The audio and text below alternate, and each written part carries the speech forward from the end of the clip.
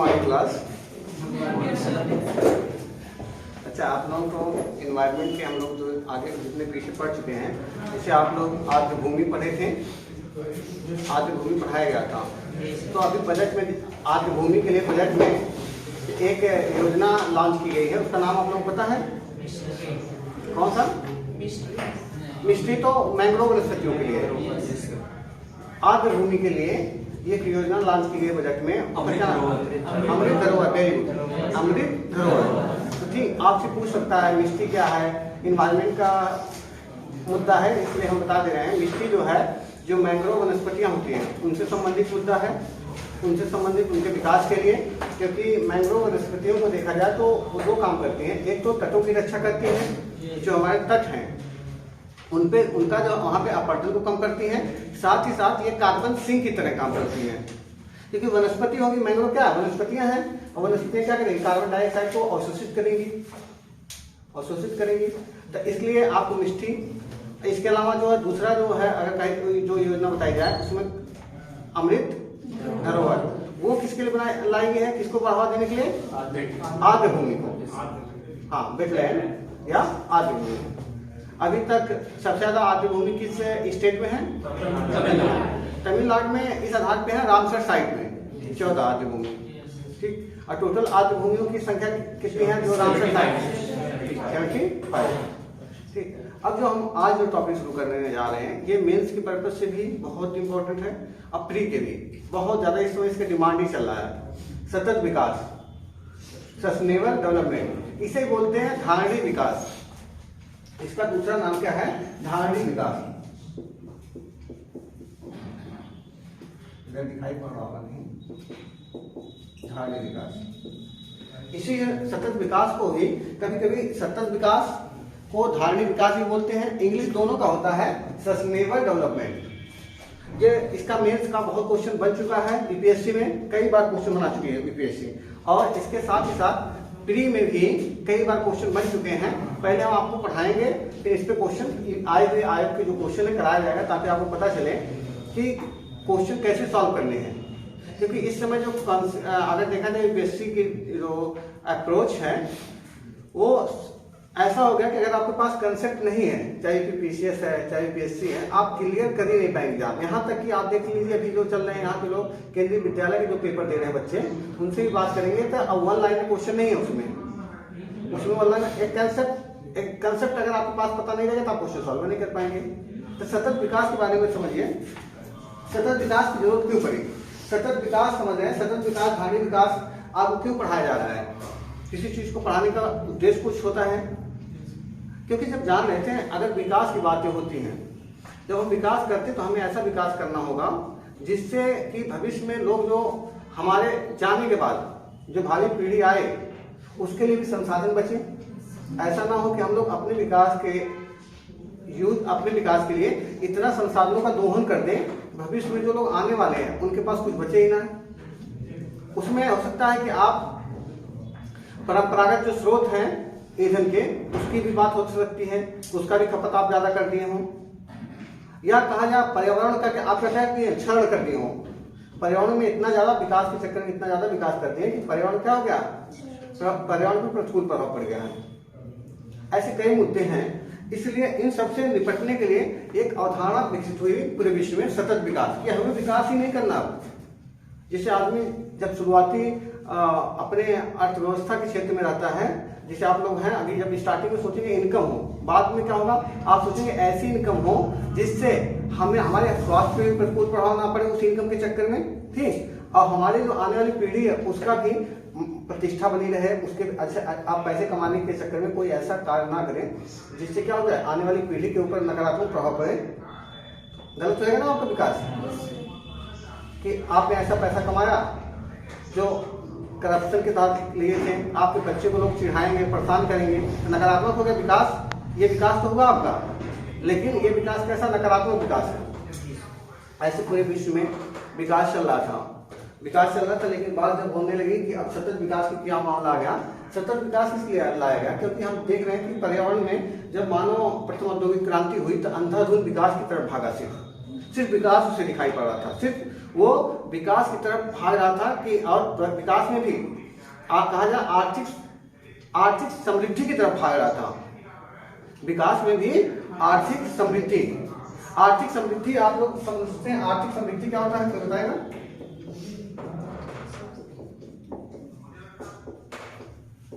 आर्थिक समृद्धि मतलब economical growth, समृद्धि में ग्रोथ होगा।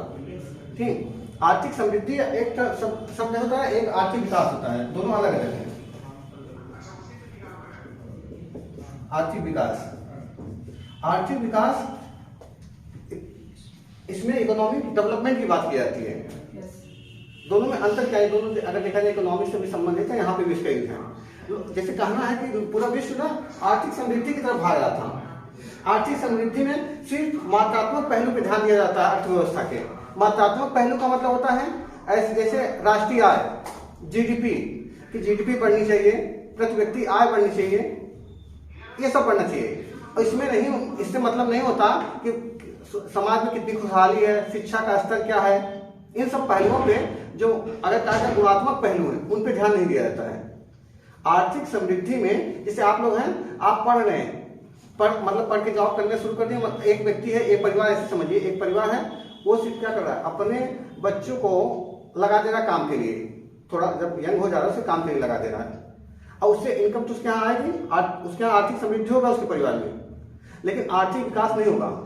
उसे आर्थिक विकास करने के लिए उस परिवार के पहले उस बच्चे को पढ़ाना चाहिए, ताकि उसको क्या हो, ऐसा उसका विकास हो जाए कि जहाँ पे वो काम करने जाए उसे एक अच्छा काम मिल सके और उसका अच्छा पैसा मिले। साथ ही साथ वो जहाँ पे काम करने जाए, अब पढ़ा लिखा रहेगा तो ऐसी जगह पर लगाया जाएगा जहाँ पे उसको सेफ्टी हो। पढ़ा लिखा व्यक्ति रहेगा तो भाई, तो उससे जैसे आपके पास सेफ्टी किट मिलेंगी आपको, अच्छी कंपनी में जॉब करेंगे तो आपको हेल्थ जैसे इंश्योरेंस भी आपको प्रोवाइड कराएंगी कंपनियां, कि आपको जैसे स्वास्थ्य से संबंधित जो भी दिक्कतें आए उसको क्या किया जाए, समाधान करेगी कंपनी। ये अगर ऐसे कहीं पे हो रहा है, खुशहाली हो, शिक्षा पे, इन सब सभी पहलू, सामाजिक पहलुओं पे ध्यान दिया जाए, आपको रिस्पेक्ट दिया जाए कंपनी में, गरिमापूर्ण जीवन जीने का अधिकार दिया जाए वहां पे, तो आप क्या, और आप क्या कर रहे हैं, आर्थिक विकास की तरफ बढ़ गए आप। आर्थिक विकास में मात्रात्मक और गुणात्मक दोनों परिवर्तन होते हैं।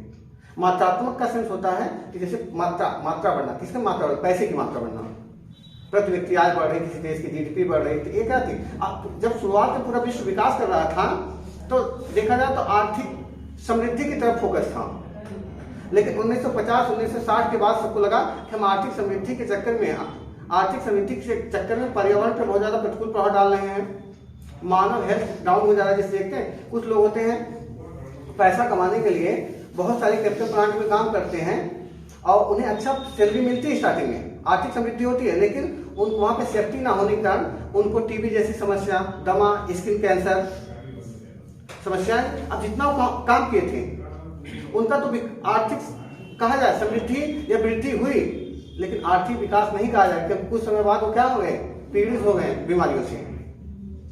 तो हमेशा जो है, तो पूरा विश्व ने सोचा 1950-60 के बाद सबको दिमाग में आने लगा, 1950-60 के बाद दशक में ये दिमाग में आने लगा, हमें आर्थिक विकास की तरफ बढ़ना होगा, क्योंकि हम इतना विकास करते हुए चले जा रहे हैं। अब विकास के चक्कर में पर्यावरण के बहुत से पहलू पे हम क्या कर रहे हैं, नकारात्मक प्रभाव डाल रहे हैं, तरह तरह के प्रदूषण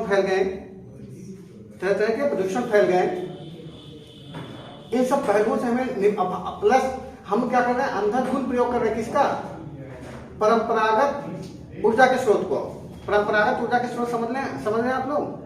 परंपरागत ऊर्जा का स्रोत जैसे होता है, इसका एग्जांपल समझिए पेट्रोल, डीजल, जिसको डेली हम अपनी दिनचर्या में लंबे समय से यूज कर रहे हैं। जीवाश्म ईंधन जिसे बोल सकते हैं आप, प्राकृतिक गैस, इनका क्या एक दिन खत्म हो जाएंगे, इनसे हाई पोल्यूशन हो रहा है, इनका एक लिमिट है। हमें इन सबको देखते हुए, इस पे ध्यान देते हुए हमें लगा कि हमें ऐसे विकास पे चलना होगा जिसमें इन सबसे निपट सके, कि हम इसका अच्छे से यूटिलाइजेशन कर सकें, मैक्सिमम यूटिलाइजेशन कर सकें। हमें देखिए, किसी भी देश के लिए विकास जरूरी है, वृद्धि या विकास जरूरी है, चाहे वृद्धि हो विकास हो, लेकिन हमें क्या करना, अगर वृद्धि है तो उसे विकास में कन्वर्ट करने की कोशिश करना पड़ेगा, तो हम लोगों का मात्रात्मक परिवर्तन हो उनके जीवन में और गुणात्मक भी। इसी संबंधित है सतत विकास।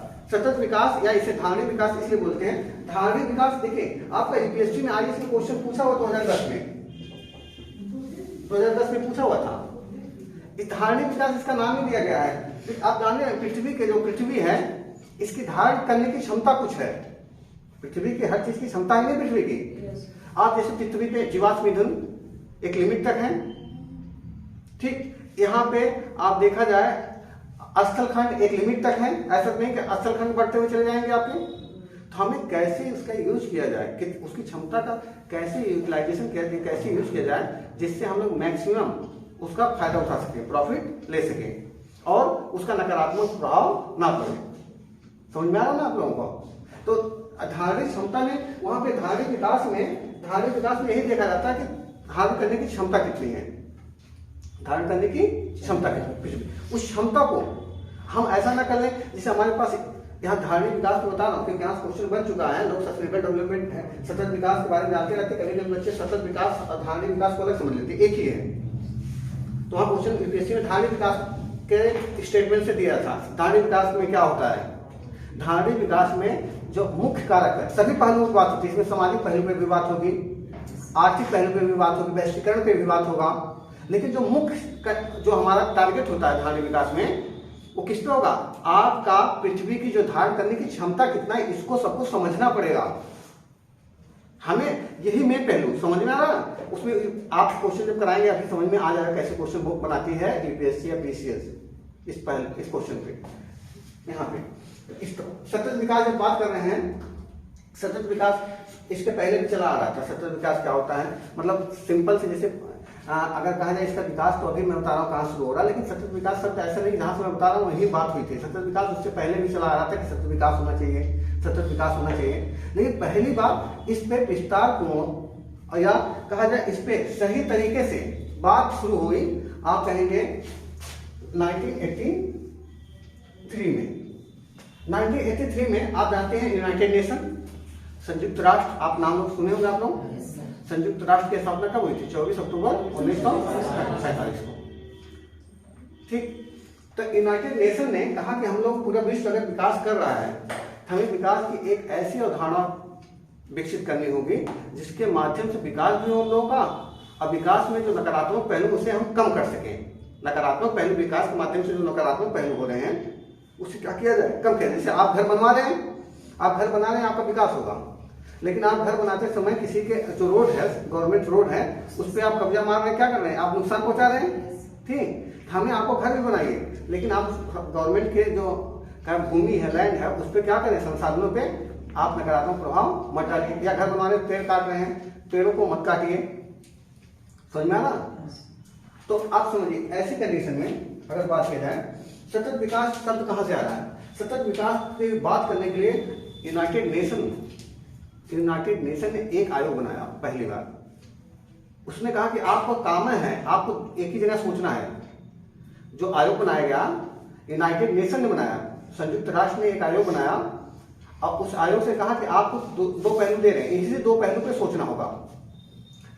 दो पहलू क्या है? पहला पहलू आपको क्या करना होगा कि आपको जो पर्यावरण है और जो अर्थव्यवस्था है, आर्थिक गतिविधि और मानव जो है, तीनों लोगों के बीच में अंतर संबंध ऐसे स्थापित करना है कि तीनों पे नकारात्मक प्रभाव ना पड़े, ठीक। आप एक आयोग बनाया गया, आयोग को टारगेट कर दिया जा रहा है, पहले बताया जा रहा है कि आपको किस पे काम करना है, और कौन बना रहा है? यूनाइटेड नेशन, संयुक्त राष्ट्र। और कह रहा है कि आपको देखिए, आपको यही करना है कि आपको जो काम करना है, जिसपे सोचना है, विचारना है, एक रिपोर्ट देना है। आप देखिए, किसी भी देश की अर्थव्यवस्था बढ़े, लेकिन पर्यावरण पे भी उसका नकारात्मक कम से कम पड़े, और साथ ही साथ जो वहां के मानव हैं उनको भी अधिकतम प्रॉफिट हो, उनका क्या जीवन स्तर अधिकतम सुधरे। इस पे आपको आप रिपोर्ट दीजिए, कैसे करें, कैसे किया जाए, पूरे विश्व को कैसे आगे बढ़ाया जाए, इन तीनों का एक साथ अंतर संबंध स्थापित हो सके। ऐसा ना हो कि हम विकास करने लगे, मतलब अर्थव्यवस्था के क्षेत्र में आगे बढ़ने लगे, पर्यावरण प्रदूषित हो रहा हो। अगर हम पर्यावरण को बचा रहे हैं तो मानव को लाभ नहीं मिल रहा है, इसके लिए जो आयोग बनाया गया, उस आयोग का दूसरा पॉइंट इसमें क्या बताएगा? दूसरा बताएगा कि आपको सतत विकास के लिए पूरे विश्व की भागीदारी कैसे किया जाए, पूरे विश्व को एक साथ कैसे जोड़ा जाए। सतत विकास करना है तो पूरे विश्व को एक साथ कैसे जोड़ा जाए, इस पर रिपोर्ट सौंपने के लिए कहा गया। जो आयोग बनाया गया उस आयोग का क्या नाम था, अगर देखा जाए तो बताइए आप लोग क्या बनाया सर?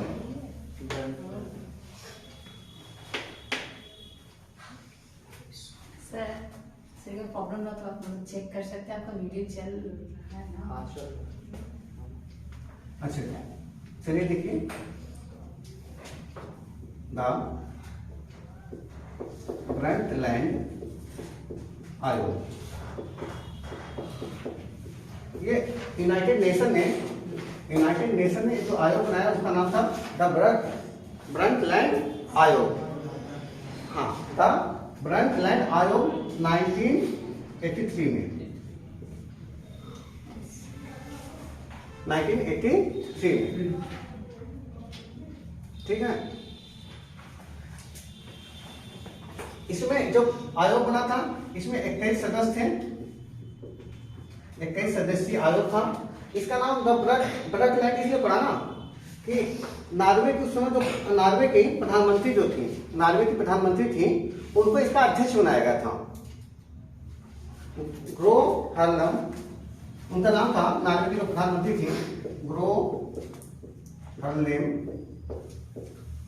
ब्रंटलैंड। ये नॉर्वे की क्या थी, प्रधानमंत्री थी, नॉर्वे की प्रधानमंत्री थी। इन्हें अध्यक्ष बनाया गया था। आप जानते हैं कोई आयोग, तो आयोग का नाम अध्यक्ष के नाम पे पड़ जाता है, अधिकांशतः आयोग के नाम। तो उस समय जो नॉर्वे की प्रधानमंत्री थी उनको क्या बनाया गया था, अध्यक्ष इसका बनाया गया था यूनाइटेड नेशन के द्वारा। अब वो कौन थी, ग्रो हरलेम ब्रंटलैंड, इसीलिए इसे बोलते हैं ब्रंटलैंड, ग्रो हरलेम ब्रंटलैंड। ठीक, समझ में आ रहा सब आप लोगों को, जो पढ़ा रहा हूँ समझ में आ रहा ना? अच्छा, नॉर्वे की राजधानी क्या है, ओस्लो। Very good. आप ऐसे जो कंट्री है, यूपीएससी की तैयारी में एक चीज और आप लोग करिए, जब एक साथ बैठ के कभी भी सभी देशों की राजधानी नहीं याद कर सकते, सभी देशों की मुद्राएं नहीं याद कर सकते। आप जैसे कोई कंट्री आए उसके बारे में वहीं पे थोड़ा सा पढ़ लिया करें। एक दिन में एक कंट्री पढ़ेंगे, 365 दिन में तो आप कंट्री कम पढ़ जाएंगे। लेकिन हम क्या करते हैं, एक साथ पढ़ने की कोशिश करते हैं, इसलिए तैयारी नहीं हो पाती है। इतना सबको समझ में आया? इसने पहली बार जब इसको दे दिया गया टारगेट इसको दे दिया गया है कि आपको इसी पे करना है। कौन सा टारगेट दे दिया गया आपको पता ही चल गया है। ये आयोग 1993 में बन गया, 1983 में अगर ये 1983 में बनने के बाद अब कुछ समय लेगा, ठीक। फिर इसके बाद ये जो आयोग था, इस आयोग ने 1987 में एक रिपोर्ट प्रकाशित किया, हमारा साझा भविष्य, हमारा साझा क्या भविष्य, आवर कॉमन फ्यूचर या हमारा साझा भविष्य 1987 में। इसमें पहली बार सतत विकास को सही रूप से परिभाषित किया गया। यहीं से सतत विकास की दिशा में पहली बार पूरा विश्व एक साथ काम करने के लिए आगे बढ़ा। क्वेश्चन पूछेगा, सतत विकास से संबंधित कौन सी रिपोर्ट थी, हमारा साझा भविष्य। हमारा साझा भविष्य रिपोर्ट को कौन सा आयोग ने प्रकाशित किया था, ब्रंटलैंड आयोग ने। कब, 1987। इतना समझ में आया आप लोगों को?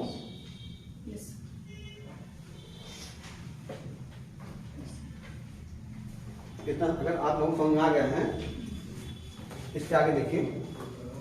अच्छा, इस जो रिपोर्ट में प्रकाशन, जो रिपोर्ट जब सौंपी गई थी, रिपोर्ट देखा गया, रिपोर्ट में ब्रंटलैंड का जो अगर देखा जाए जो मेन मोटो था उस पर देखा जा रहा था। इसने बताया कि समस्या क्या है कि मानव विकास तो कर रहा था, अंधाधुंध विकास कर रहा है। हमें क्या, विकास के समय हमें सोचना पड़ेगा कि हम कम से कम जो संसाधन है उसका क्या करें, दुरुपयोग करें, अधिक से अधिक उसका क्या है, सदुपयोग करें। आप लोगों को इतना समझ में आ रहा है? तो अब इसमें अब यहाँ पे क्या सतत विकास को क्या बताया गया, सतत विकास आप समझिए क्या है। तो इसमें बताया सतत विकास की एक क्वेश्चन पूछेगा आप, सतत विकास पहली बार औपचारिक रूप से किस रिपोर्ट में इसके बारे में बात की गई? किस रिपोर्ट में? हमारा साझा भविष्य। ठीक। आज जो ये आयोग बनाया गया था, इसका दूसरा नाम था, दूसरा नाम और भी था इसका, पर्यावरण एवं विकास, पर्यावरण एवं विकास पर विश्व आयोग, इसका दूसरा नाम है। ये मेन नाम था, औपचारिक नाम यही था। अगर पर्यावरण एवं विकास पर विश्व आयोग, इसका ब्रकलैंड आयोग का यही नाम था, लेकिन जो ब्रकलैंड थी वो अध्यक्ष थी इसकी, इसलिए कॉमनली लोग यूज करते हैं ब्रकलैंड आयोग। लेकिन इसका जो औपचारिक नाम था, यूनाइटेड नेशन ने जो दिया था, पर्यावरण एवं विकास पर विश्व आयोग बनाया था 1983 में। समझ में आ रहा आप लोगों को ना इतना?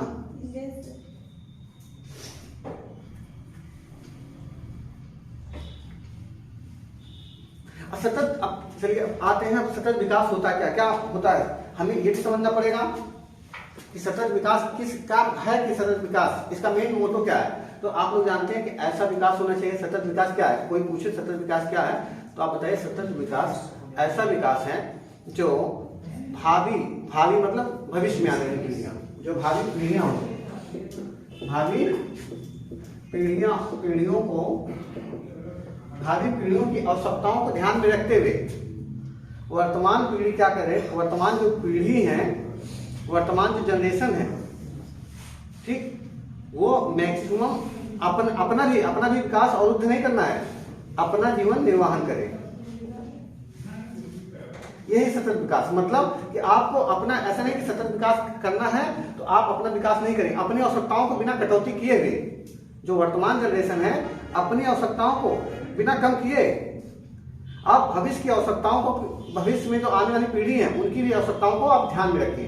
अगर आप ऐसा करते हैं तभी आप सतत विकास करते हैं।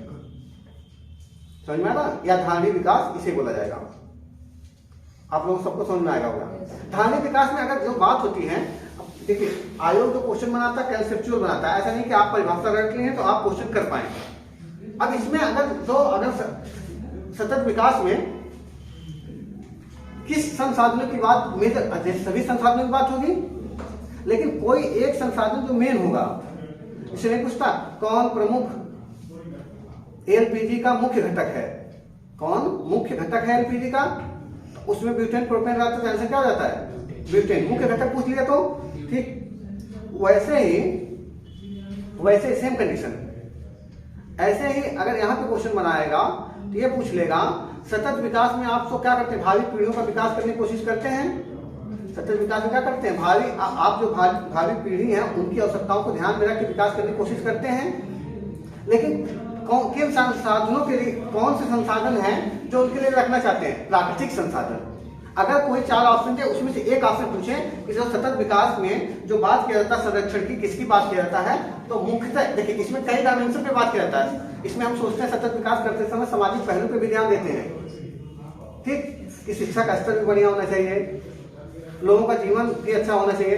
लेकिन जो इसमें जो मेन की है वह है प्राकृतिक संसाधनों का हम ऐसे उपयोग करें जो भविष्य में आने वाली जो पीढ़ी है उनकी आवश्यकताएं बाधित ना हो, और हम अपनी आवश्यकताओं को बिना कम किए।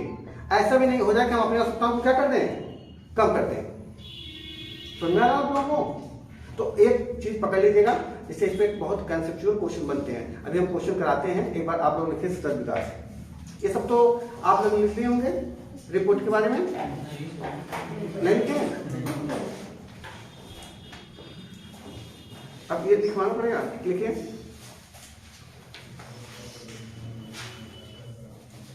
द ब्रकलैंड आयोग लिख लीजिए, द ब्रकलैंड आयोग लिखिए।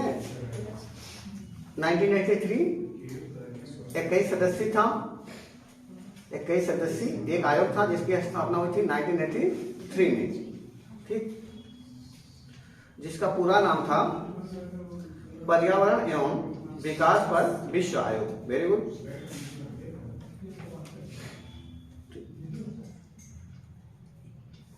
इस आयोग ने, देखिए इस आयोग ने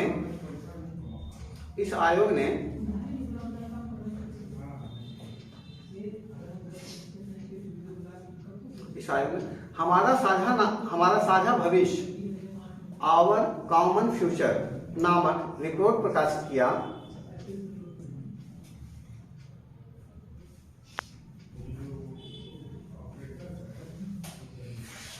हमारा साझा भविष्य नामक रिपोर्ट प्रकाशित किया, जिसमें पहली बार सतत विकास की संकल्पना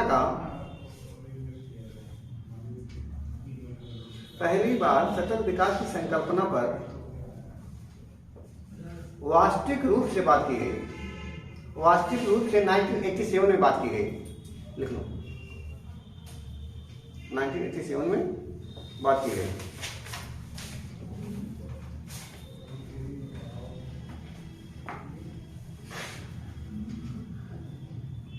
समझ में आया? तो अब सतत अच्छा, जो आयोग बनाया गया था, जो रिपोर्ट बनाई गई थी पीटी, वहां पे ज्यादा क्वेश्चन नहीं आपके बनेंगे, जहां से बनेंगे वहीं से मैं बता रहा हूँ। इस आयोग को बनाने का उद्देश्य, इसको जो 2 मोटो दिया गया था वो तो या तो वो लिखवा दूं, ठीक, तो उतना जरूरत नहीं है। आपको जो जरूरत है उतना लिखिए। आपको पता था ना आयोग को जो बनाया गया था, आयोग को यूनाइटेड नेशन ने क्या कहा था कि आपको किन चीजों को आप, जैसे मैंने कहा आपको कोई पॉलिसी बनाने का मौका दूं, मैं कोई आपको नीति बनाने के लिए कहूँ कि मैं आप ये नीति बनाइए या पॉलिसी बनाइए, तो आपको बताना पड़ेगा कि उस आप क्या उद्देश्य होना चाहिए पॉलिसी बनाते समय, आपको किसको ध्यान में रखना, महिलाओं को, बच्चों को, सबको कैसे आपको बताना पड़ेगा, फिर आप उसी काम करेंगे। इसलिए आयोग में बताया गया था आपको ऐसा बताना है कि सतत विकास कैसे किया जाए, कि इसको पूरे विश्व को एक साथ जोड़ लिया जाए सतत विकास में। दूसरा पहलू कि अगर आप जो विकास में ऐसा करना सतत विकास में कि पर्यावरण भी प्रभावित ना हो और अर्थव्यवस्था भी प्रभावित ना हो, और साथ जो मानव है यहाँ पे, अर्थव्यवस्था, पर्यावरण सब मानव जीव जंतुओं के लिए है, उनको भी इसका प्रॉफिट मिले, तीनों में आपस में अंतर संबंध भी स्थापित अच्छा हो, सकारात्मक संबंध स्थापित हो। आयोग ने बनाया, आयोग ने अपना रिपोर्ट सौंपा। तो आप सतत विकास लिखिए, सतत विकास परिभाषा लिखिए। सतत विकास ऐसा विकास है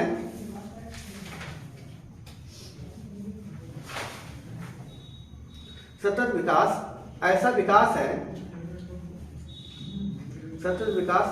विकास है जो आने वाली पीढ़ियों के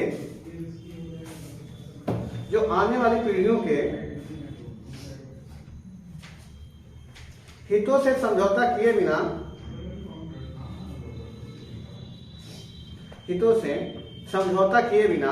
सतत विकास ऐसा विकास है जो आने वाली पीढ़ियों के हितों से समझौता किए बिना वर्तमान पीढ़ी की आवश्यकताओं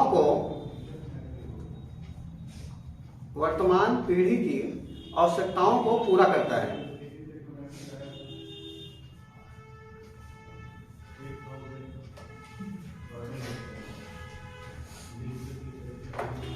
अच्छा, आपको ये चीज समझ में आ रहा होगा सब लोगों को कि जैसे देखिए यूपीएससी का मतलब होता है, थीसिस का मतलब होता है कि आपको एकदम एग्जैक्ट पता हो, ये ना हो कि आधा अधूरा आप रटना नहीं है, ठीक। सतत विकास कह रहा कि ऐसा विकास होना चाहिए, ये नहीं कि आप भविष्य में आने वाली पीढ़ी के लिए काम करें, अपने क्या करें। जैसे आप भविष्य में अपनी जनरेशन के लिए कहेंगे हमारे जो बच्चे आएंगे वो संसाधनों का मैक्सिमम यूटिलाइजेशन करें, आप क्या कर रहे हैं, कटौती कर रहे हैं, आप बिना कपड़े घूम रहे हैं, ये सतत विकास नहीं होगा। आप अपनी भी आवश्यकताएं पूर्ण रूप से कंप्लीट करिए, लेकिन भविष्य में जो आने वाली जनरेशन है उनकी भी आवश्यकताओं को पूरा ध्यान रखें। ऐसा मत कर लीजिए कि आप पूरे गांव मोहल्ले से लोन ले लीजिए कि यार हमारे लड़के आएंगे तो भविष्य में वो अपना संभालेंगे, ऐसा भी नहीं करना है। आपको उनकी दोनों को अपने में भी कटौती नहीं करना, ना अपने सोशल रिस्पेक्ट में कुछ कि नहीं यार हम जो है ऐसा काम कर ले रहे हैं जिससे समाज में नकारात्मक छवि पड़ेगी हमारे ऊपर, लेकिन हमारे बच्चे का भविष्य बन जाएगा, ऐसा काम नहीं करना है। आपको अपना भी गरिमापूर्ण जीवन जीना है और आर्थिक संपन्नता होनी चाहिए आपके अंदर। आप पूरा संसाधनों का यूज करिए, जो भौतिक संसाधन है, ठीक, चाहे प्राकृतिक संसाधन है, और आने वाला बस ये ध्यान है कि इतना यूज करना भविष्य में जो और लोग आने वाले उनको भी मिल सके, उनको कमी ना एहसास हो। यह है सतत विकास। सतत विकास में सभी पहलुओं की बात होगी, सभी अब जैसे संसाधन जो होंगे, प्राकृतिक संसाधन भी होंगे, भौतिक संसाधन भी होंगे, सामाजिक भी चीजें होंगी, लेकिन मेन होगा प्राकृतिक संसाधन, क्योंकि हम जो भौतिक संसाधन है उसको तो बना सकते हैं, मानव क्या करता है, भौतिक संसाधन क्या कर सकता है, बना सकता है। कुर्सी मेज टेबल आवश्यकता पड़ेगा तो हम बढ़ा देंगे, लेकिन आप जो है जल है, जल को आप नहीं बना पाएंगे, मिट्टी को आप नहीं बना पाएंगे, नेचर बनाएगी। सन, आप सनलाइट है उसका दुरुपयोग करेंगे, उसमें सन को कौन, नेचर ने बनाया है। या आप कहें वायुमंडल, वायुमंडल को आप दूषित कर देंगे, वायुमंडल आप नहीं बना पाएंगे, वायुमंडल नेचर ने बनाया है। या आप जो जीवाश्म ईंधन है, जिसे परंपरागत ऊर्जा के स्रोत बोलते हैं, जो परंपरागत रूप से आप यूज कर रहे हैं जीवाश्म ईंधन, जैसे पेट्रोल डीजल केरोसिन ऑयल हो गया ना इसमें, और प्राकृतिक गैस, इसको नेचर ने बनाया है। तो इन सबको आपको ध्यान में रख के यूज करना होगा, ठीक। और इसमें और की पॉइंट क्या है सतत विकास में, सतत विकास में दूसरा है कि अगर हम पूरा अगर देखें, पूरा परिभाषा को देखें, सब कुछ देखने के बाद एक चीज पता चला है, इसमें हम पृथ्वी की जो धारण करने की क्षमता है, पृथ्वी की जो धारण करने की क्षमता है प्राकृतिक संसाधनों की, उसको समझा रहे हैं। उसी पे बार बार बात हो रही है कि यही तो देखा जा रहा है कि पृथ्वी में जितने भी धारण करने की क्षमता, धारण क्षमता समझ में आ रहा है,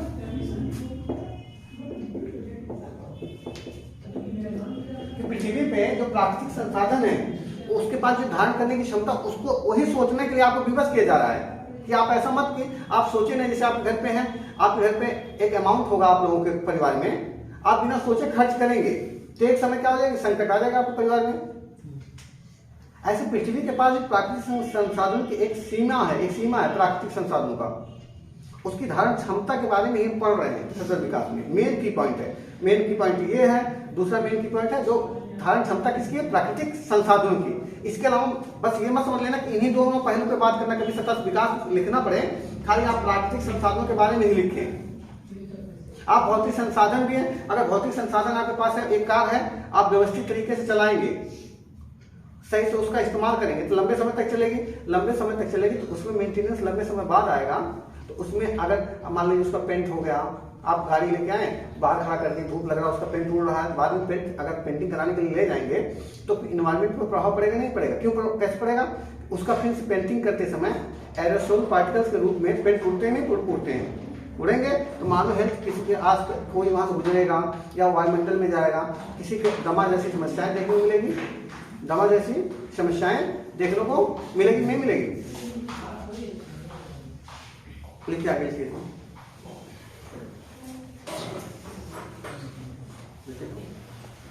यह परिभाषा दो महत्वपूर्ण बातों को उजागर करती है। यह परिभाषा दो महत्वपूर्ण बातों को उजागर करती है। पहली,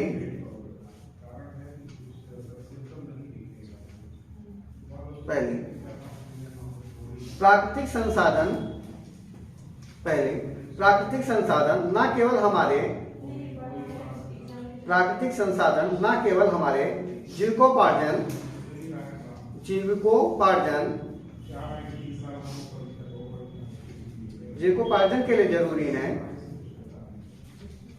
जीविकोपार्जन के लिए जरूरी हैं, बल्कि भविष्य की पीढ़ियों के जीविकोपार्जन के लिए भी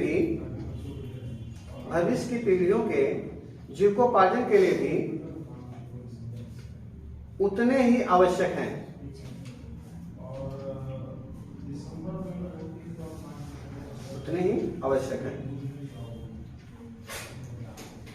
दूसरी, वर्तमान में किसी भी प्रकार के विकास संबंधित कार्यों को करते समय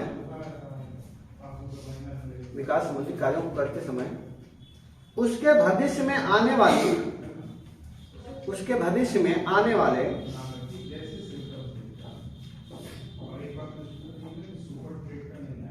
कार्यों को करते समय उसके भविष्य में आने वाले परिणामों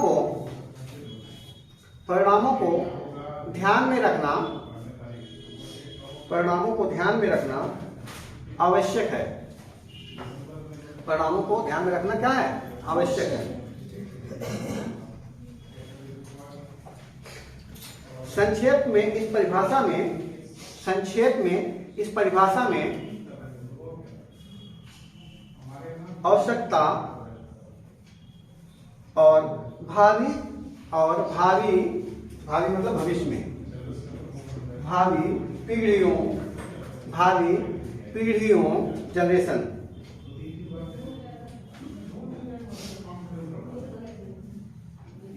भावी पीढ़ियों दो महत्वपूर्ण अवधारणाएं हैं।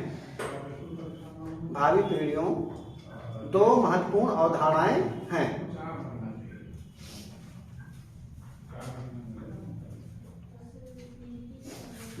अब देखिए इस पे कैसे आपको इससे पता चलेगा कि आईएएस पीसीएस की तैयारी करने में कैसे हम पढ़ें। एक टीचर क्या करता है, आपको, हम लोग कोच की तरह काम करते हैं, आपको एक रोड मैप देते हैं कि आपको देखिए क्वेश्चन का क्या अप्रोच है, यूपीएससी या मतलब यूपीपीसीएस इन लोगों की क्या अप्रोच है, क्या इनका विचार है। अगर की पॉइंट उसका पकड़ लिए थॉट, आपको कोई रोक नहीं सकता है कि कैसे पढ़ना है।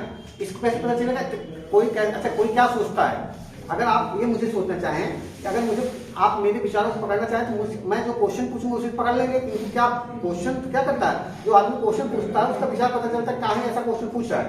अगर कोई बार बार कहे पर्यावरण के पास हमें सजग रहना चाहिए, हमें पर्यावरण पर ध्यान देना चाहिए, तो उसका कहीं न कहीं वो पर्यावरण मित्र व्यक्ति है, पर्यावरण प्रेमी व्यक्ति है जो पर्यावरण के बारे में बात कर रहा है। कोई व्यक्ति है महिलाओं के बारे में बात कर रहा है, उससे पता चला कि इसको, अगर इसका जो मेन अप्रोच है महिलाओं का विकास ठीक कैसे किया जाए, उनके जीवन में सुधार कैसे किया जाए। तो ऐसे हम किसी के क्वेश्चन पूछने से उसकी विचारधारा समझ सकते हैं। तो ऐसे यूपीएससी जो क्वेश्चन पूछती है उसकी अगर हम विचारधारा समझें कि कैसे पढ़ना, तो हमें पता चलेगा यूपीएससी तैयारी करने के लिए पढ़ना कैसे है। अभी हमने पढ़ाया, अब इसका क्वेश्चन आप करिए जो आया हुआ आयोग का क्वेश्चन है, तो आपको पता चलेगा सही डायरेक्शन में कैसे पढ़ाई की जाती है। लिखिए क्वेश्चन, लिखिए धारणी विकास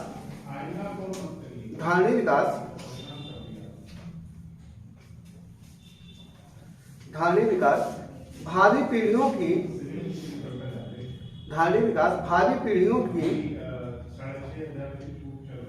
अपनी आवश्यकताओं को पूरा करने के, भावी पीढ़ियों की अपनी आवश्यकताओं को पूरा करने के सामर्थ्य से समझौता किए बगैर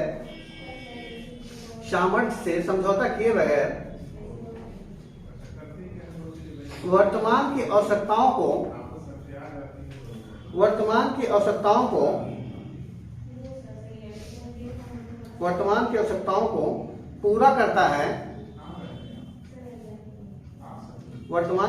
पूरा करता है। इस परिप्रेक्ष्य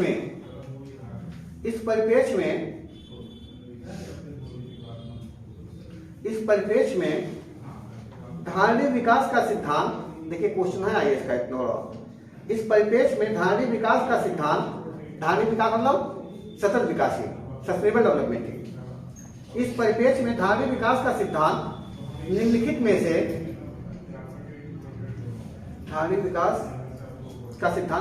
में से किस एक सिद्धांत के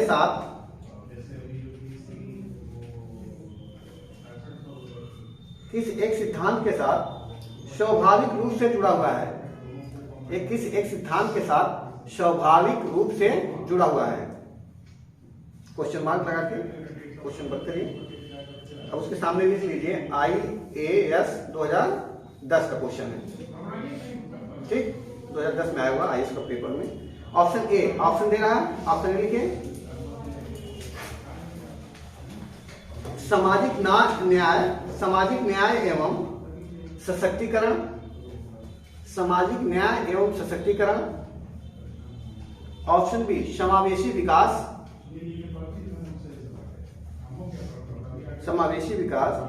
सी वैश्वीकरण। सी ऑप्शन वैश्वीकरण। बी ऑप्शन समावेशी विकास। सी ऑप्शन वैश्वीकरण, ग्लोबलाइजेशन जिसे बोलते हैं। डी ऑप्शन धारण क्षमता।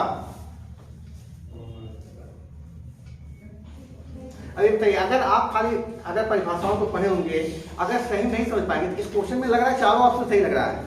देखिए सही से, सतत विकास में चारों ऑप्शन दिखाई पड़ रहा है, आधारणी विकास में यही तो हम पढ़ा रहे, चारों ऑप्शन दिखाई पड़ रहा है। लेकिन जब हम पढ़ा रहे तो बार बार बोल रहे थे इसका मीन की ये सब है, लेकिन इसका मेन की पॉइंट क्या है? धारणी क्षमता। धारणी क्षमता समझ में आ रहा है कि पृथ्वी के पास जो मानव समुदाय है उसके निर्वहन के लिए जितने प्राकृतिक संसाधन चाहिए उसके पास कितनी क्षमता है, वही धारणी क्षमता होगी। समझ में आ रहा है? ऑप्शन अगर आप इस अप्रोच से पढ़ेंगे, अगर आप कोई परिभाषा खाली रख लिया, कोई थोड़ा सा खाली इस पे लेक्चर लिया, आगे बढ़ जाएगा। यूपीएससी अब क्या कर रहा है, यूपीएससी का हर एग्जाम क्या कर रहे हैं, अब लोग फैक्ट रट के एकदम ज्ञानी हो चुके हैं। अब कंसेप्ट पे बात करना चाहता है कि आपको सही समझ पैदा, क्योंकि आप बनेंगे आईएएस, आपको समझ वाले काम करने होंगे, इसलिए आपकी समझ देखना चाहता है। चलिए अगला क्वेश्चन देखिए, फिर अभी देखिए कैसे कैसे क्वेश्चन इस पे आएंगे।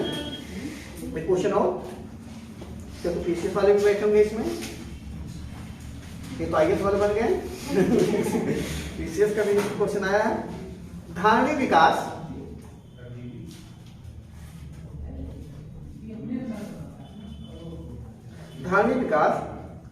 किसके उपयोग के संदर्भ में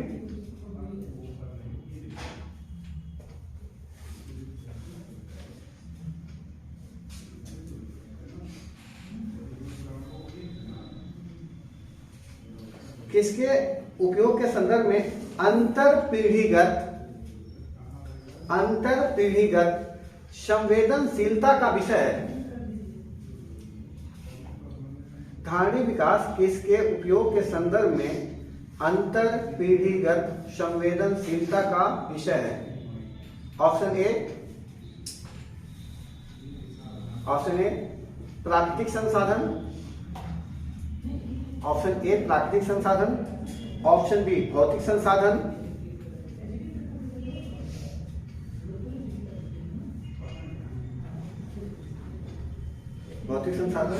ऑप्शन सी औद्योगिक संसाधन, ऑप्शन डी सामाजिक संसाधन,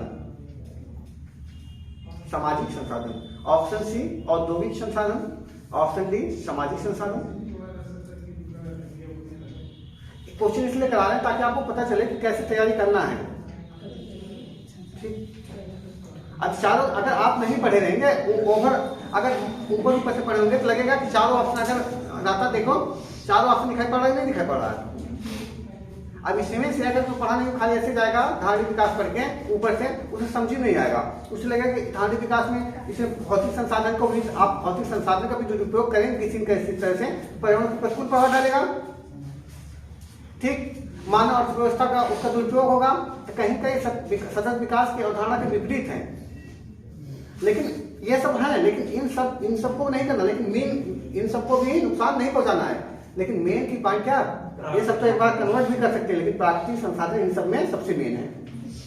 जैसे आपसे डिसीजन मेकिंग का क्वेश्चन आता है, डिसीजन मेकिंग को क्वेश्चन हमेशा पूछे जाते हैं आपसे। अभी कल है हमारा 9 तारीख को आईएएस का इंटरव्यू था, तो हमारा जो दोस्त था उसने इंटरव्यू दिया आईएएस का, तो यूपीएससी वालों ने उससे क्वेश्चन पूछा कि आप कोई ऐसी, आप अगर मान लीजिए किसी जिले के डीएम हैं और आपको कोई एक योजना बताइए ऐसा, कौन सा एक ऐसा काम करेंगे जिससे महिलाओं को जितनी समस्या है तरह तरह की, महिलाओं को तरह तरह की शिक्षा समस्या है, जैसे उनके साथ लैंगिक असमानता की बात किया जाता, उसके साथ भेदभाव, एक काम के लिए लैंगिक असमानता के कारण अलग अलग वेज मिलता है, उनको वेजेस मिलते हैं ना, वेतन, ठीक, और साथ ही साथ महिलाओं को अब पुरुषों के सापेक्ष में शिक्षा का क्या होता है, अभाव, मतलब कम उन्हें महत्व दिया जाता है। महिलाओं को वर्क प्लेस में काम करने के लिए कम लोग जो है कहें प्राथमिकता देते हैं। ठीक, लोग ज्यादा देखते क्या, पुरुष को ही देते हैं। कोई एक ऐसा बताइए, कभी एक समाधान जिसमें सब निहित हो जाए, सबको समाधान कर सके। तो एक आपसे अप्रोच जानना चाहता है। अभी लेटेस्ट, अभी जैसे उसने इसके पहले भी इंटरव्यू दिया, तो उससे मैंने जब पूछा, इसके पहले का अलग अप्रोच था उन लोगों का, अब अप्रोच बदल चुका है उनसे। दूसरा क्वेश्चन था कि इतिहास है, क्या इतिहास को दोबारा फिर से लिखने की जरूरत है? ऐसे क्वेश्चन यूपीएससी आपसे पूछता है इंटरव्यू में, जो अभी पूछे गए, ऐसे नहीं बात नहीं हो रही है, जो एग्जैक्ट पूछे गए, आयोग ने जो एग्जैक्ट पूछा उसे बता रहा हूँ। आपको सर अभी पॉलिटी पढ़ा रहे होंगे, पॉलिटी पढ़ाएंगे भारत शासन अधिनियम 1935 और भारत शासन अधिनियम 1919 का ये दोनों, यही जो क्वेश्चन उससे पूछे गए हैं वही मैं आपसे बता रहा हूँ कि इन दोनों में अंतर क्या है। तो आपसे जो पढ़ाया जाएगा वही पूछा जाता है। सस्टेनेबल डेवलपमेंट इसलिए मैं पढ़ा रहा हूँ क्योंकि इससे मेंस, इंटरव्यू हर जगह क्वेश्चन पूछेगा, क्योंकि सतत विकास लक्ष्य 2030 तक अचीव करना है, 2030 तक अचीव करना है, 2030 तक, तो 30 तक तो इसकी प्रासंगिकता बनी है। 30 तक हमेशा पूछेगा सतत विकास, इसमें जो गोल है 17 उसको कब तक प्राप्त करना है, 2030 तक। तो 2030 तक क्वेश्चन लगातार बनता रहेगा। इसमें इसका मेंस का भी बनेगा और प्री का भी बनेगा, इंटरव्यू भी बनेगा, और हमें ले भी चलना है सतत विकास पे। चलिए, तो इसका आंसर आप लोग बताइए क्या है? प्राकृतिक संसाधन। अच्छा, इसके पहले जो आप क्वेश्चन कर रहे थे, क्वेश्चन में एक हम लिखवाए थे समावेशी विकास। सतत विकास, समावेशी विकास अलग अलग होता है। कोई बताएगा कि समावेशी विकास से सतत विकास कैसे अलग है? हाँ, इंक्लूसिव डेवलपमेंट होता है वो। आपको शब्दावली पता होना चाहिए विशेष रूप से। शब्दावली मतलब आप एकदम मतलब नदी की तरह आपको नॉलेज होना चाहिए, स्वच्छंद भाव से एकदम, कोई बात नहीं है। अब देखिए, समावेशी जो विकास वहां पे लिखे थे, यहाँ पे जरूरत नहीं। दो प्रकार से विकास होता है, एक सामान्य बालों को भी मतलब उचित शिक्षा दी जाएगी और विशिष्ट बालों होंगे उनको भी उचित शिक्षा दी जाएगी। मतलब एक ही क्लास में एक ही टीचर द्वारा एक ही पाठ्यक्रम को मतलब पढ़ाया जाएगा जी। समावेशी मतलब सही कह रहे हैं, समावेशी विकास का मतलब होता है जैसे अब देखें सतत विकास। देखिए सतत विकास क्या कर रहा है? सतत विकास इस समय के जो वर्तमान पीढ़ी है उस पर भी बात कर रहा है विकास की, और भविष्य में आने वाली उसके भी आवश्यकताओं ध्यान में रखने के लिए बात कर रहा है। लेकिन जो समावेशी विकास होता है ना, वर्तमान में जो पीढ़ी है उसमें जो लोग हैं, उसमें जो अंतिम पायदान पे व्यक्ति है उसको भी लाभ पहुंचाने की बात करता है, उसे बोलते हैं समावेशी विकास। समझ में आ रहा है? वर्तमान जो पीढ़ी है, वर्तमान समावेशी विकास में क्या होता है, जो वर्तमान पीढ़ी है इसमें देखते कुछ लोगों को बहुत संसाधन मिल चुके हैं, अब कुछ लोगों को योजना है कि विश्व तबके तक पहुंच ही नहीं पाती है। पहाड़ी इलाकों में जैसे अभी भी अस्पताल का अभाव है, उसके अलावा आधारभूत संरचना, बहुत सारे स्कूल का अभाव है। वहाँ पे बहुत से पहाड़ी इलाके ऐसे जहाँ पे अभी भी चुनाव नहीं होता है, उनको जल नहीं मिल पा रहा है। ये सब बेसिक चीजें हैं, तो उनको भी जोड़ लेना। महिलाएं, बुजुर्ग, ठीक, विकलांग जो है, इन सबको भी मुख्य धारा में जोड़ लेना। ये समावेशी विकास है। अब इससे कई तरह से क्वेश्चन बनता है, जैसे वित्तीय समावेशन क्या है। अब नाम आगे डाला है, समावेशी समझ में आ गया ना। अब वित्तीय समावेशन तो वित्त के क्षेत्र में सबको, अंतिम पायदान वाले व्यक्ति को भी वित्तीय क्षेत्र में जोड़ लेना। जैसे जनधन खाते के माध्यम से जोड़ा गया, वृद्धा पेंशन मिलती है लोगों को, कहीं कहीं उन्हें मजबूत बनाई जा रही है ना, या लोगों को गवर्नमेंट जॉब करने के बाद पेंशन मिलती है, या जो पीएफ मिलता है, पैसे के माध्यम से मजबूत बनाना सबको, वित्तीय समावेशन हो जाएगा। समावेशन समझ में आ गया तो आप वित्तीय समावेशन जोड़ लेंगे। इसके अलावा उसमें था वैश्वीकरण, एक शब्द था। ग्लोबलाइजेशन क्या होता है? ग्लोबलाइजेशन क्या होता है बता सकते हैं? ठीक, आप जैसे एग्जैक्ट सबको पता है, कोई यहाँ बैठा, मैं सच बता रहा हूँ, आप लोगों की जितनी बौद्धिक क्षमता मैं अच्छे समझता हूँ, सबको पता है। लेकिन आप परिभाषा जो देना चाह रहे, सामान्य बातें बोलिए, आप परिभाषा मत देने की कोशिश करिए। वैश्वीकरण की परिभाषा 10 किताबें पढ़ेंगे 10 तरह से मिलेगी। आप कॉमन बोलचाल में समझ रहे हैं ना आप लोग? वैश्वीकरण बताइए। संपूर्ण विश्व को एक पटल पे जो मिला करके रखना, एक मंच पे लाना, वेरी गुड। पूरे विश्व को, एक साथ जोड़ना, अर्थव्यवस्था को, सामाजिक पहलुओं को एक साथ जोड़ देना है वैश्वीकरण है। राजनीतिक पहलुओं को, सामाजिक, आर्थिक सभी पहलुओं को एक साथ जोड़ देना क्या है? वैश्वीकरण है। समझ में आ रहा ना? एक दूसरे से जुड़ जाना पूरे विश्व को। चाहे किसी विकास करना है, जैसे कोरोना आया, कोरोना में पूरे विश्व ने वैक्सीन का निर्माण करना शुरू कर दिया और मदद पड़ी तो पूरे विश्व में डिस्ट्रीब्यूशन किया। ये वैश्वीकरण है एक तरह से। कहीं बाढ़ आपदा आती है, उसमें सभी लोग मदद करते हैं एक दूसरे का, वैश्वीकरण है कि एक दूसरे मिल पूरा विश्व एक साथ आ गया है। ठीक, अब है बताइए आप लोग सतत विकास के उद्देश्य।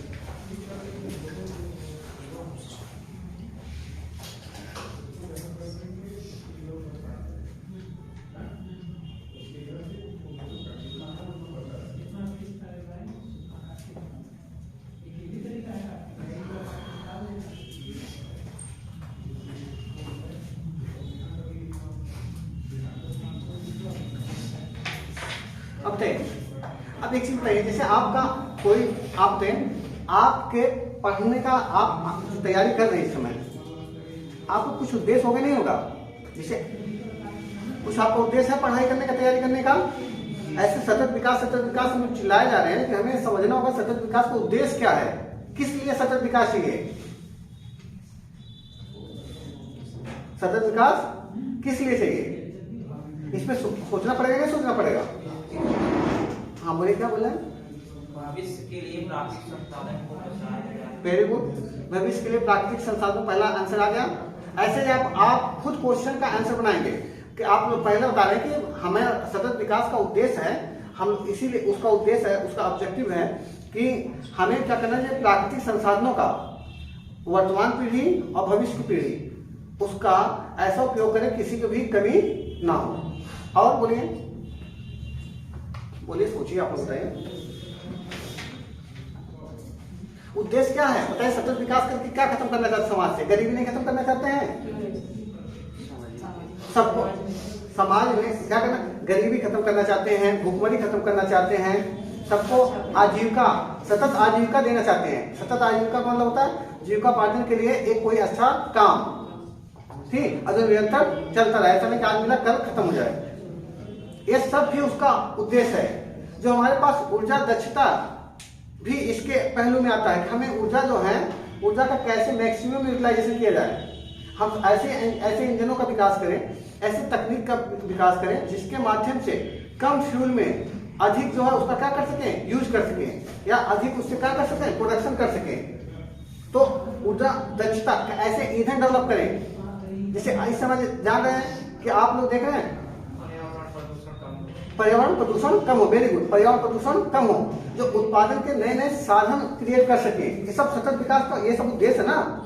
ऐसा नहीं कि हमें विकास नहीं करना, सतत विकास इसीलिए पढ़ाने खोल के जब आप कंप्लीट होगा तो एक रोड मैप बन जाएगा। सतत विकास में आप जो उत्पादन संभावनाएं क्रिएट करेंगे, खोजेंगे कि उत्पादन के नए नए आविष्कार हो, नई नई तकनीकों का, जो कम पर्यावरण प्रदूषण हो, जिससे जैसे इस समय भारत पहले क्या थे, लोग लकड़ी जलाते थे, पूरे विश्व में लकड़ी का यूज करते थे ईंधन के रूप में। उससे ज्यादा कार्बन निकलता था। कैसे पता चलता है ज्यादा कार्बन निकलता था?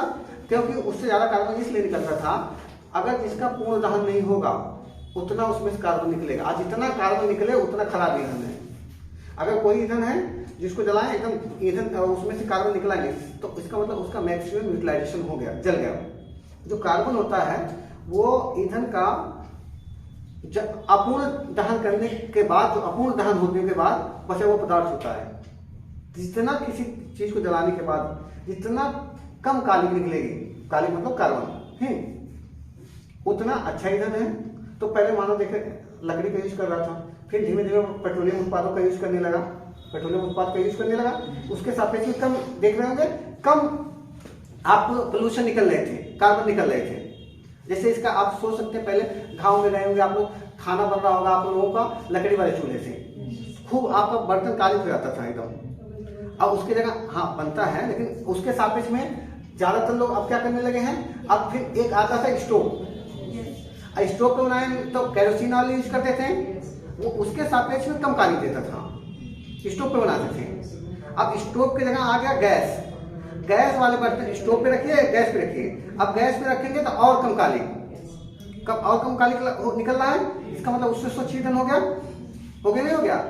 ऐसे अब और कम करने की कोशिश कर रहे हैं। इसीलिए हम लोग क्या कर रहे हैं, जो पेट्रोल है इसमें एथेनॉल मिलाने की कोशिश कर रहे हैं। एथेनॉल के माध्यम से, या कहा जाए बायोफ्यूल अब के सिद्धांत पे आगे बढ़ना चाह रहे हैं, क्योंकि अब एथेनॉल मिला देने से क्या हो जा रहा है, कार्बन जो है उत्सर्जन और कम हो जाएगा, जो ईंधन है उसकी दक्षता और बढ़ जाएगी।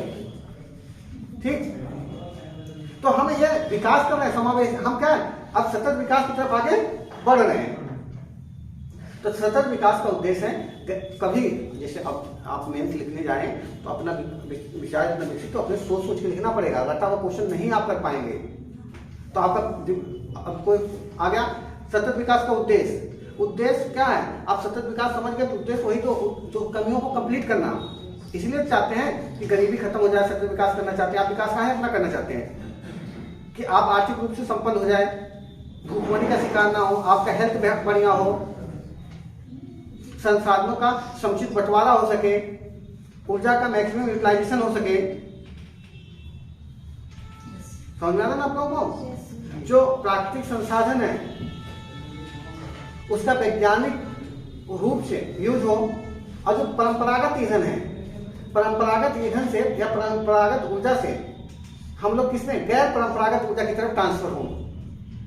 गैर परंपरागत ऊर्जा का मतलब जैसे विंड एनर्जी जो होती है, सोलर एनर्जी हो गई, ये सब किसमें आती है? गैर परंपरागत। हिंदी में अगर बात की जाए, पवन ऊर्जा, सूर्य ऊर्जा, ठीक, भूतापी ऊर्जा, ठीक, ज्वारीय ऊर्जा, ये सब कैसे हैं? गैर परंपरागत। हम इधर शिफ्टिंग करेंगे, इधर शिफ्टिंग करने से क्या हो जाएगा, क्योंकि ये अगर हम नहीं यूज कर रहे हैं इन सब का, सन एनर्जी का आप नहीं यूज करेंगे तब भी वो आएगा इन्वायरमेंट में, और क्या हो जाएगा? लॉस हो जाएगा। जल है, जल का अगर नदियों के जल का हम यूज नहीं कर रहे हैं, नदियों के जल का पानी चला जा रहा है, सागरों में मिल जा रहा है, खारा हो जा रहा है, काम खत्म उसका। हम इसे मैक्सिमम यूज करना है प्राकृतिक संसाधनों का और सही तरीके से। तो और दूसरी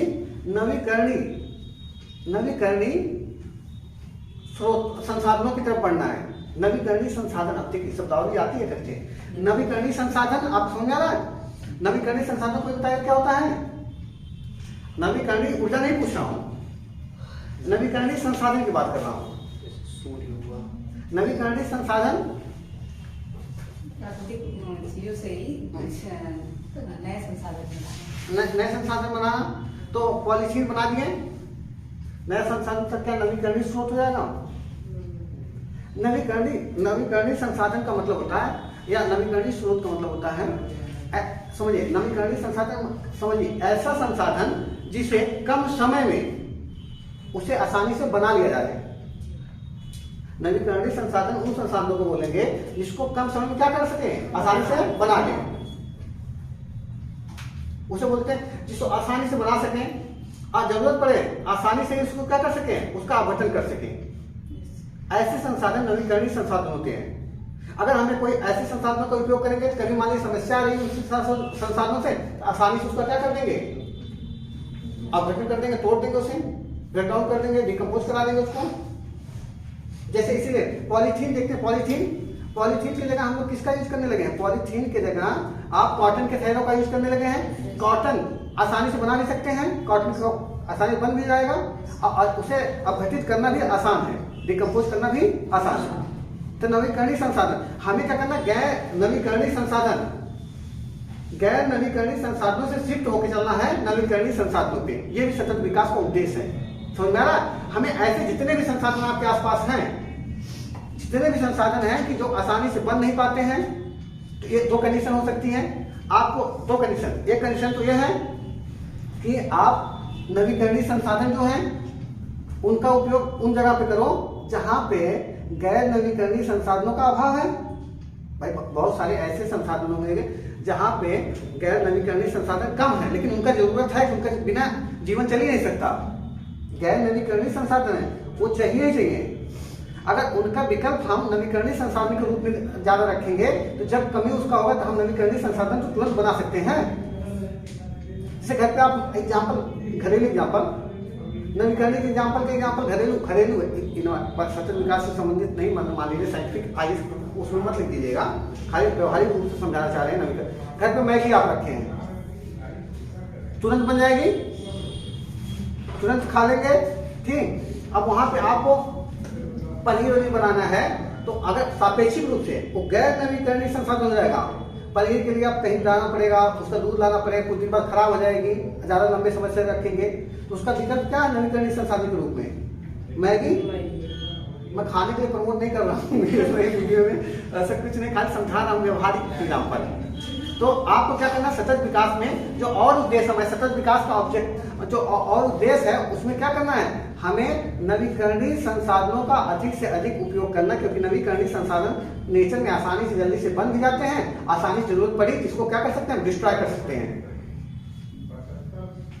और अगर हम निर्भरता अपना गैर नवीकरणीय संसाधनों पर निर्भर कर लेंगे, तो क्या होगा, गैर नवीकरणीय संसाधन का हो सकता अभाव हो जाए, क्योंकि उसे बनाने में समय लगेगा, उसे बनाने में समय लगेगा। और संकट आ गया, मान लीजिए हम लोग जैसे सभी लोगों को आदत पड़ी है पनीर की सब्जी खाएंगे, गैर नवीकरणीय संसाधन सापेक्षिक रूप में बात कर रहा हूं। अब पनीर के लिए भैंस दूध देगी तभी तो, लेकिन अगर कोई नॉर्मल खिचड़ी खाने वाला व्यक्ति है तो नवीकरणीय संसाधन के लिए तुरंत एक खिचड़ी है विकल्प के रूप में उसके पास, तुरंत बनाओ, तुरंत डिकम्पोज भी जाएगा, थोड़ा दौड़ के काम खत्म बराबर। ऐसे हमें स्मार्टनेस होनी चाहिए। हम लोग भावी पीढ़ी हैं तो हम लोग का ऐसा आशिक, जितने भी गैर नवीकरणीय संसाधन हैं, गैर नवीकरणीय संसाधन ऐसे संसाधन जिसको बनाना कठिन है, जिसे बनाने में लंबा समय लगता है, और फिर उनको तोड़ना भी है, अगर खत्म भी करना है तो उसमें लंबा समय लगे, ऐसे संसाधनों पर निर्भरता हमें कम कर लेनी है। हमें नवीकरणीय संसाधनों पर निर्भरता बढ़ा के रखनी है, क्योंकि नवीकरणीय संसाधनों का अगर अभाव होगा तो हम तेजी से क्रिएट भी कर लेंगे, और अगर इसका जो है दुरुपयोग, अगर इसका हमारे समाज पे प्रतिकूल प्रभाव पड़ेगा तो हम आसानी से इसे क्या कर सकते हैं, डिकम्पोज। यह है सतत विकास के जो उद्देश्य। हम इसके लिए हमें नई नई उत्पादन की नई तकनीकों पे बात करनी पड़ेगी। ऐसा नहीं तकनीक नहीं बनाना है, नई तकनीक बनाना है, ऐसी तकनीक डेवलप करना है जो पर्यावरण पे भी कम प्रभाव पड़े, पर्यावरण पे कम प्रभाव डालें, उत्पादन भी बढ़ाएं, और मानव स्वास्थ्य का प्रॉफिट भी दिलाएं। समझ में आ रहा है ना? लिखिए,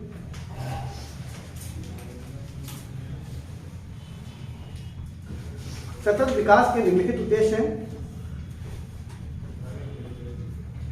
सतत विकास के निम्नलिखित उद्देश्य हैं। सतत विकास के निम्नलिखित उद्देश्य हैं।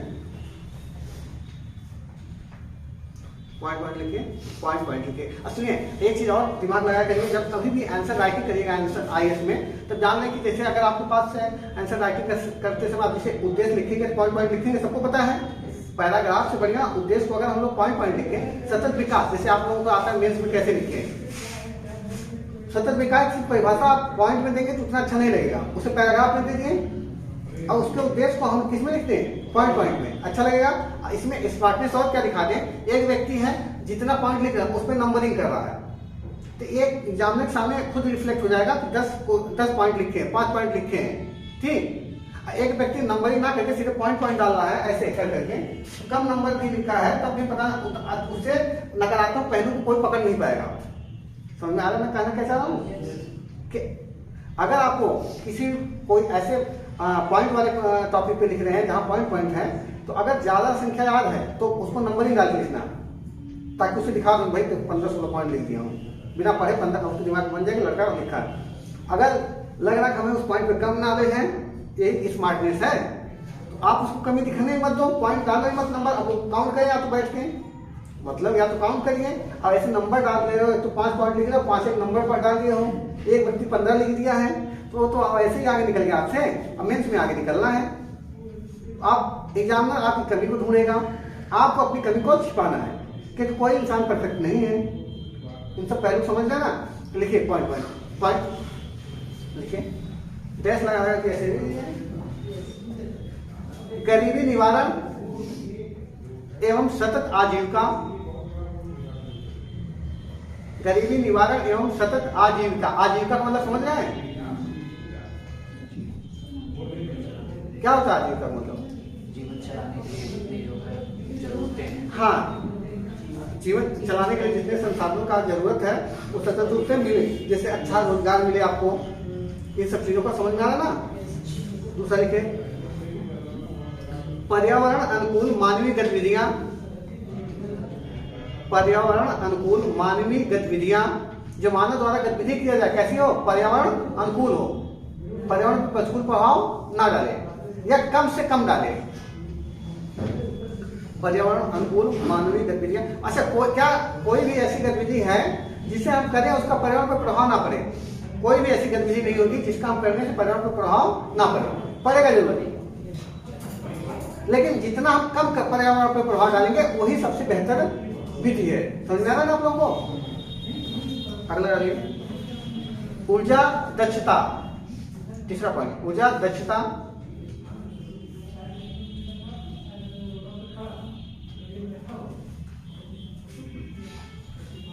तीसरा आगे लिखे, प्राकृतिक और मानव निर्मित संसाधनों का संरक्षण। प्राकृतिक और मानव निर्मित संसाधनों का संरक्षण। प्राकृतिक सभी लोग समझ रहे हैं, मानव निर्मित समझ रहे हैं, मानव निर्मित संसाधनों का भी संरक्षण करना है। अगर जो पीछे वो क्वेश्चन पूछा था पीसीएस वाला, पीसीएस 2012 का था, जो और एक क्वेश्चन करवाए थे आप लोगों से जिसमें प्राकृतिक संसाधन आप मारे थे आंसर, ठीक। अगर उसमें लिख देता उपयुक्त सभी सही, तब क्या हो जाता, तब सही चला जाता, सभी चला जाता है, समझ में आया ना।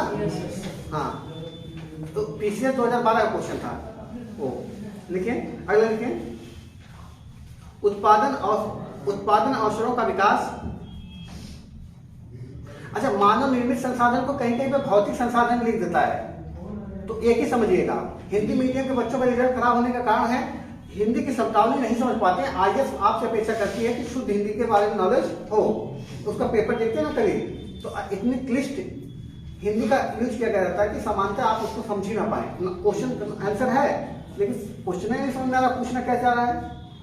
कोई अगर सतत विकास जान रहा होगा, तो सतत विकास बोला टीचर ने बोला होगा, सुना होगा किताब में, तो धारणीय विकास नहीं बोला होगा तो नहीं समझ पाएगा। लेकिन इंग्लिश में सस्टेनेबल डेवलपमेंट हमेशा जान जाएगा। जैसे देखिए हम पढ़ाए सतत विकास, आज नहीं बोल रहे थे धारणीय विकास, क्वेश्चन देते तुम लोग कहते सतत विकास, पता धारणीय विकास ना पता है। इंग्लिश वाला कहते सस्टेनेबल डेवलपमेंट पढ़े हैं, उसके सस्टेनेबल डेवलपमेंट ही आएगा। और दोनों ये भी जान लीजिए, आयोग के कुछ नियम होते लगभग, अगर इंग्लिश का क्वेश्चन है इंग्लिश में कुछ और उसी का ट्रांसलेट किया हुआ हिंदी दूसरे साइड में रहता है, दोनों में विवाद होगा तो इंग्लिश का ट्रांसलेशन ही माना जाता है सही। तो अगर किसी क्वेश्चन पे आप लोग स्मार्ट में दिखाइएगा, क्वेश्चन सॉल्व करते समय प्री का, अगर उसका हिंदी नहीं समझ में आएगा तो एक बार इंग्लिश पढ़ने की कोशिश करिएगा, आपका आंसर सीधे निकल जाएगा। आगे अब सभी हिंदी मीडियम है तो हर क्वेश्चन पे इंग्लिश में मत जाइएगा, नहीं समय खराब हो जाएगा। जिस क्वेश्चन का आंसर नहीं निकल रहा होगा हिंदी में, समझ ही नहीं पा रहा हूँ पूछना क्या चाह रहा है, उसका इंग्लिश में जाना, हो सकता है आप उससे निकल जाए आंसर। लिखिए उत्पादन अवसरों का विकास। उत्पादन अवसरों का विकास। अगला देखिए नवीकरणीय संसाधनों पर निर्भरता। ये समझ में आ रहा ना, नवीकरणीय संसाधन क्या सबको समझ में आ रहा होगा।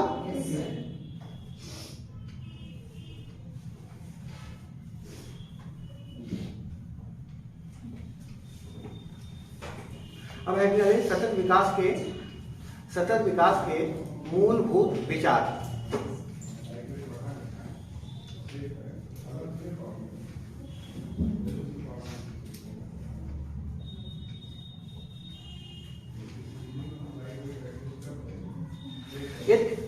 ये उद्देश्य था आपका। उद्देश्य देखिए, आप समझिए उद्देश्य विचार इन सब में कैसे कैसे अलग हो रहा है। आपसे उद्देश्य पूछा गया, आपका उद्देश्य क्या तैयारी करने का उद्देश्य क्या है, आईएएस का एग्जाम क्रैक कर लेना। आईएएस का एग्जाम क्रैक करने का मूल विचार क्या है वो अलग होगा। उद्देश्य तो आप हो गया पढ़ रहे हैं किस लिए, आईएएस का एग्जाम आपका क्रैक हो, आप लोग निकालें, लेकिन उस क्रैक ये तो आपका उद्देश्य हो गया, लेकिन मूल विचार क्या होता है। मूल विचार आपका क्या है आईएएस का एग्जाम क्रैक कर लेने के बाद, समाज सेवा करना, सामाजिक सेवा करना, एक भारत का नाम विश्व में क्या करना, एक मतलब कहा जाए कि कीर्तिमान भारत की स्थापित करना आप लोगों का उद्देश्य है कि आप लोग जैसे हो जाए, ठीक, आज पूरे विश्व में लोग जाने, जैसे खुशबू कुछ ऐसा आविष्कार करते हैं। आप लोग किसी भी क्षेत्र में हो सकता है कुछ ऐसा कर दें जो विश्व में कोई नई आप पॉलिसी बना दें, ऐसा कोई ऐसी पॉलिसी बना दें जो पूरे देश विश्व के सभी देश इसे अपनाने के लिए बाध्य हो जाए। अच्छी पॉलिसी बना सकते हैं भाई, तो आप पूरे विश्व में नाम होगा नहीं होगा, भारत के लेके पॉलिसी पूरे विश्व में कीर्तिमान स्थापित कर रहा है। इस क्लास में बैठे हुए लोग हमें लगते हैं कि ऐसा काम करेंगे। चलिए आगे लिखें। हाँ, सतत विकास के मूलभूत विचार। मूलभूत विचार का मतलब क्या, जैसे आपका उद्देश्य आपका उद्देश्य यहाँ तैयारी करना था आईएएस की एग्जाम क्रैक करना, लेकिन मेन विचार कुछ दूसरा है, समझ में आ रहा है, ठीक। तो आप इसके भी मूलभूत विचार हैं। इसमें जैसे मान लीजिए नवीकरणीयता। नवीकरणीयता मतलब समझ में, अब बताइए क्या है। अब नवीकरणीयता क्या है, नवीकरणीय संसाधन समझ में आ गया है, तो नवीकरणीयता क्या है। नवीकरणीयता का मतलब क्या, इंडियन का मतलब क्या, इंडिया की नागरिकता को अपना लेना, तो नवीकरणीयता का मतलब क्या, गैर नवीकरणीय संसाधनों से किधर शिफ्ट होना है, नवीकरणीय संसाधनों। डिफाइन कर लेंगे, नहीं कर लेंगे। प्रतिस्थापन, इसके मूलभूत विचार हैं सतत विकास के। प्रतिस्थापन, हमें क्या करना होगा, जो संसाधनों का अभाव है उससे हम प्रतिस्थापन का मतलब उसका सब्स्टिट्यूट खोज लेना। जैसे आप चाय पी रहे थे, आपके पास आज चाय पत्ती नहीं तो आप कॉफी रखे तो चाय की जगह कॉफी पी लेंगे, तो कहीं न कहीं उसका सब्स्टिट्यूट है कि नहीं है, प्रतिस्थापित है, समझ में आ रहा है। तो हमें क्या करना है, इसका मूलभूत विचार है कि मूलभूत विचार में पहला है नवीकरणीयता, दूसरा क्या है प्रतिस्थापन। प्रतिस्थापन मतलब हमें क्या करना है, हर वो चीज जो पर्यावरण पे प्रतिकूल प्रभाव डाल रही है, पर्यावरण पे प्रतिकूल प्रभाव डाल रही है, उसका हमें कहीं न कहीं दूसरा उत्पाद या दूसरा संसाधन उसका हमें क्रिएट करना पड़ेगा, स्थापित करें, हम ट्रांसफर करें धीमे धीमे अपने आप को। जैसे हमने क्या किया, केरोसिन, लकड़ी के ईंधन से हम लोग प्रतिस्थापित हो गए किधर, केरोसिन ऑयल पे, केरोसिन से फिर हम आगे किधर बढ़े, पेट्रोल पे, अब पेट्रोल से भी अब बायो ईंधन पे जा रहे हैं, बायोफ्यूल पे जा रहे नहीं जा रहे, जिसमें एथेनॉल मिलाया जा रहा है, जा रहे हैं। इसके बाद हम अब 2023 में हम टारगेट बनाए भारत कि हम लोग हाइड्रोजन फ्यूल पे काम करेंगे, तो हम लोग प्रतिस्थापित हो रहे हैं, कम से कम पोल्यूशन तो पर्यावरण पर प्रभाव, यही प्रतिस्थापन। समझ में आ रहा है आप लोगों को इसका पॉइंट। इसके अलावा है अनुकूलनशीलता, एडाप्टेशन। एडाप्टेशन में क्या होता है, एडाप्टेशन अनुकूलनशीलता मतलब कि हम क्या करें, समय के साथ साथ नई नई तकनीकों का विकास करें। जैसे आप देखें कि मान लीजिए जब कोरोना आया, कोरोना के समय हमने अपने आप को अनुकूलित करने के लिए, बचाने के लिए सभी लोग मास्क लगाने लगे, सैनिटाइजर लगाने लगे। आप क्या किए, अपने आप को अनुकूलित करने के लिए आगे बढ़े नहीं बढ़े। या आप देखिए ठंडक का मौसम आया, एग्जाम्पल स्वरूप ठंडक का मौसम आया, आपने वूलन कपड़ा पहन लिया इस क्लाइमेट में अपने आप को अनुकूल करने के लिए। समझ में आ रहा है ना, इस सीजन में जो है कहा जाए अपने आप को अनुकूलित करने के लिए आप जो है अपने आप को कपड़ा पहने। अभी गर्मी आ जाएगी तो हम लोग फैन चालू कर लेंगे। तो यही है अनुकूलनशीलता, कि ऐसा ना हो जाए कि हम लोग जड़ता की कंडीशन में चले जाएं, कि मतलब नहीं खूब धूप आ गई, हम धूप आ रहे हैं, छांव जाएंगे। हमें जब जैसी परिस्थितियां आए तो हमें क्या करना, अनुकूलित करते रहना है। कैसे अनुकूलित कर पाएंगे, तकनीक डेवलप करके। जैसे बहुत गर्मी लग रही थी तो हम लोग, तापमान खूब बढ़ रहा था तो हम लोग क्या एसी लगा दिए। ऑक्सीजन का अभाव हुआ तो ऑक्सीजन सिलेंडर बना दिए हम लोगों ने, कि ऑक्सीजन सिलेंडर बन गया। अंधेरे कुछ ऐसे कमरे जहां सनलाइट नहीं आए तो हमने लाइट का आविष्कार कर दिया, क्योंकि अनुकूलनशीलता वो यही अनुकूलनशीलता है। बस हमें जो आविष्कार करना है उस पर ध्यान देना होगा कि ऐसा आविष्कार करें कि पर्यावरण पर इसका प्रभाव कम पड़े। ठीक, प्रभाव तो पड़ेगा, कोई भी दुनिया में ऐसा काम नहीं है जिसका प्रभाव ना पड़े पर्यावरण पे, सकारात्मक नकारात्मक दोनों। हमें ऐसा प्रभाव, जैसे आपके दोस्त होंगे जीवन में भी, आपके ऊपर प्रभाव आपके दोस्त का सकारात्मक भी पड़ सकता है, नकारात्मक, उसका सकारात्मक आपके ऊपर पड़ना चाहिए। ठीक है। अच्छा, इसमें एक पॉइंट और बता रहा हूं, संस्थागत प्रतिबद्धता। इसका मूलभूत विचार में है कि जो संस्थाएं हैं उनको वो भी ऐसी हो कि जो आप सतत विकास के लिए रिसर्च करें, ऐसी संस्थाओं को भी डेवलप करना पड़ेगा सभी कंट्री में, जो समय समय पे सतत विकास के लिए लोगों को जागरूक करें, लोगों को बताएं सतत विकास है क्या, नई नई रणनीतियां बनाएं, नई नई पॉलिसी बनाएं। तो ना तभी तो सतत, अगर मान लीजिए कोई कोचिंग चलाना है, एग्जाम्पल स्वरूप ये मान लीजिए अभ्युदय योजना ही चलाना है, इस पे एक ऐसी संस्था जो रिसर्च करे कि कितना अच्छा आउटपुट आ रहा है बच्चों का। ऐसा नहीं कि पढ़ाने से ही चला जाएगा, आउटपुट दिखाई पड़ेगा कि जो योजनाएं चलाई जा रही कितनी सफल है। जिसके लिए कोई सेंटर बनाना पड़ेगा जो रिसर्च करे कि हम बच्चे 1 साल पढ़े, उनके अंदर कितना व्यक्तित्व में उनके विकास हुआ, नॉलेज कितना उनका इंप्रूव हुआ, उनकी पर्सनालिटी मत देखा जाए कितना डेवलप हो रही है, कम्युनिकेशन स्किल कैसा उनका रहा, इस पर्सनालिटी डेवलपमेंट में ही आ जाएगा। ड्रेसिंग सेंस उनका बदला नहीं बदला, उनका वैचारिक जो रूढ़िवादी विचार था उसमें कुछ परिवर्तन आया नहीं आया। इस पर रिसर्च किया, अगर सही चला तो फिर उस पर हम अगर रिसर्च करेंगे तभी भविष्य में इस योजना को और बेहतर बना सकते हैं। सुना ना, लिखिए।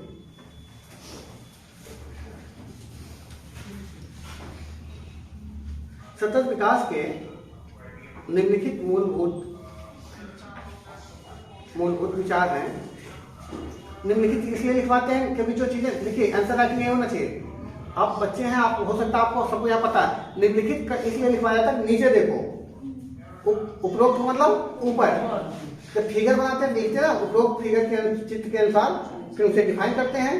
शब्दावली यही सब चाहिए आंसर राइटिंग में। पहला कंटेंट कैसे कहाँ डालना क्या, दूसरा कि शब्दावली जो यूज कर रहे हैं वो व्यवस्थित और सुंदर राइटिंग नहीं चाहिए। राइटिंग ऐसी चाहिए पढ़ लिया जाए। सुंदर राइटिंग से ना नंबर बढ़ता है ना खराब राइटिंग से नंबर कटता। हाँ, पढ़ने योग्य हो।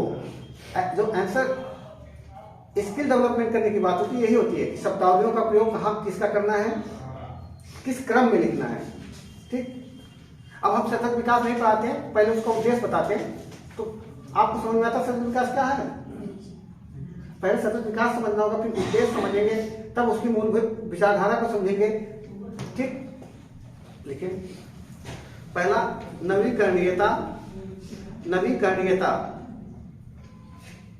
नवीकरणीयता को समझाना, अब एक लाइन में अपने से लिख लीजिए। नवीकरणीयता का मतलब क्या होता है,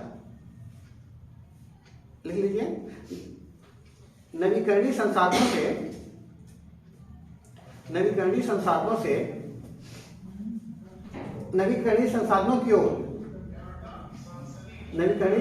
की ओर आगे बढ़ना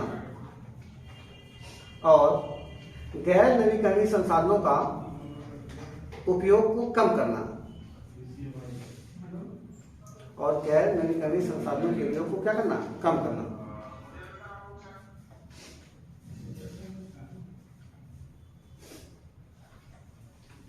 दूसरा प्रतिस्थापन।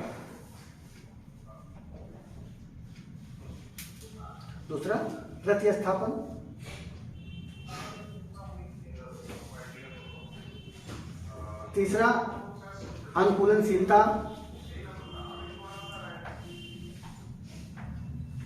पांचवा संस्थागत प्रतिबद्धता।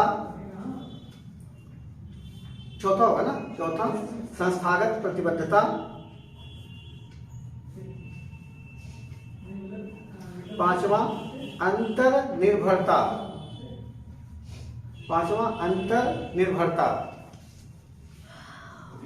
अच्छा, अंतर्निर्भरता समझे क्या,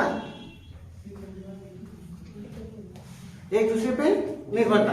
हम इस मतलब कहता है सतत विकास में हमें ऐसी अंतर्निर्भरता रखनी चाहिए, ऐसा अंतर्निर्भरता रखना चाहिए जिससे ऐसा कुछ मत किसी, जैसे आप मान लीजिए आप निर्भर रहिए। कहता सतत विकास क्या करता है कि पूरा विश्व एक दूसरे के साथ जुड़ा रहे और एक दूसरे को सकारात्मक रूप से क्या करें, आगे बढ़ाने की कोशिश करें, सपोर्ट करें। लेकिन ऐसी अंतर्निर्भरता मत स्थापित कर लीजिए क्या किसी के साथ कि जिससे आपको प्रतिकूल प्रभाव पड़ जाए।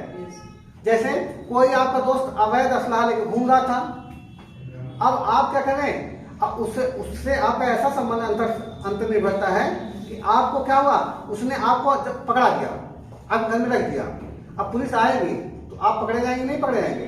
तो ऐसे ही हम अंतर्निर्भरता, सभी एक देश का दूसरे देश से बढ़ेगा, लेकिन अंतर्निर्भरता में हमें ध्यान रखना ऐसा कुछ भी हम कोई देश कंट्री अपने यहाँ आयातित ना करा लें जिससे उस देश में क्या हो जाए, पोल्यूशन फैल जाए। समझ में आ रहा है, हम कुछ ऐसा सामान वहां से लेते आए किसी दूसरे कंट्री से कि आप उनके अंतर्निर्भरता सकारात्मक वे में होनी चाहिए, नकारात्मक रूप में मत उठा करिएगा। कोई ऐसा आविष्कार लेके चला है जिसका क्या बहुत प्रतिकूल प्रभाव पड़ने लगे समाज पे। आप लोग समझ में आ रहा है, अंतर्निर्भरता सकारात्मक होनी चाहिए। कभी कोई ऐसा चीज आयातित मत कर लीजिए कि जो मानव स्वास्थ्य पर प्रतिकूल प्रभाव डाल दे, प्रदूषण बढ़ा दे। अंतर्निर्भरता ऐसी होनी चाहिए जिससे हमारे समाज में जिसको सकारात्मक प्रभाव उसके ऊपर डाले, ऐसे चीज की अंतर्निर्भरता रखिएगा। ये है सतत विकास। ठीक, सबको समझ में आ रहा है, हो गया ना। चलिए अब आगे बढ़ा जाए। ये हो गया समय, हो गया। चलिए ठीक, तो वीडियो पॉज करिए। है।